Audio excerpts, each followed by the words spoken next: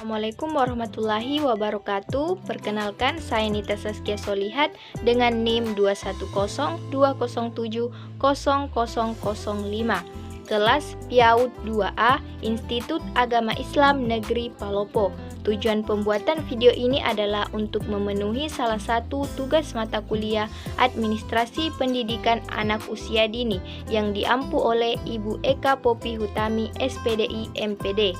Di video ini saya akan membahas mengenai administrasi pembelajaran, administrasi peserta didik, dan administrasi kelas di satuan PAUD.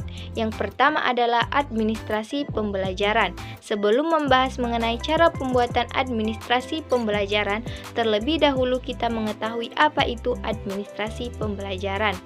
Jadi, administrasi pembelajaran merupakan kegiatan yang dilakukan guru atau pendidik dalam proses belajar mengajar yang meliputi rencana pelaksanaan pembelajaran, daftar penilaian, dan sebagainya.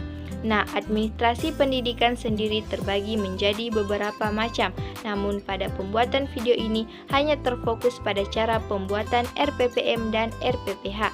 Setelah memahami alur perencanaan pembelajaran PAUD kurikulum 2013, kita akan memahami apa itu STTPA atau Standar Tingkat Pencapaian Perkembangan Anak, KI, kompetensi inti, dan KD, kompetensi dasar. Selanjutnya adalah menurunkan kompetensi dasar atau KD menjadi materi atau muatan ajar. Pada pembelajaran PAUD, hal yang terpenting adalah proses belajar yang menumbuhkan anak senang belajar, senang melakukan proses saintis, bukan menekankan pada penguasaan materi, karena penilaian atau asesmen pada program anak usia dini merujuk pada tahap perkembangan.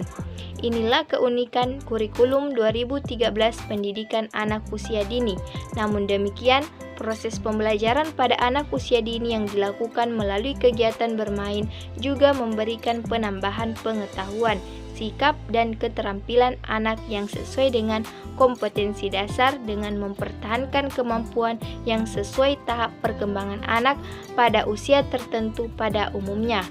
Oleh karena itu, pendidik juga harus mampu menurunkan materi yang sesuai dengan kompetensi dasar. Perlunya pemahaman materi yang pertama, mengembangkan sikap, pengetahuan, dan keterampilan anak. Yang kedua, memperluas pengalaman bermain yang bermakna. Dan yang ketiga, menumbuhkan minat belajar anak. Adapun langkah penyusunan materi kegiatan anak yakni pahami inti muatan dari setiap kompetensi dasar, kemampuan apa yang diharapkan dari kompetensi dasar tersebut.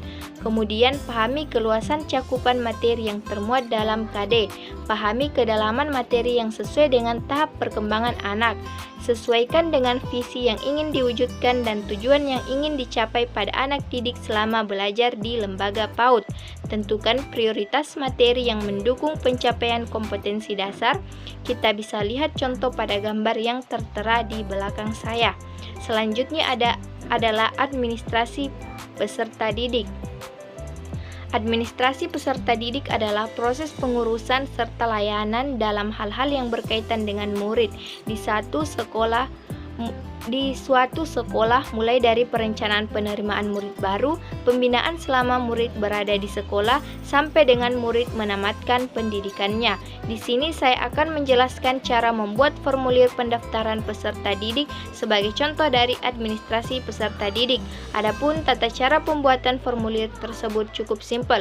Kita cukup menggunakan aplikasi Microsoft Word lalu masukkan beberapa persyaratan untuk menjadi peserta didik seperti nama siswa, tempat tanggal lahir, nama orang tua, umur, dan sebagainya, sebagaimana yang tertera pada gambar.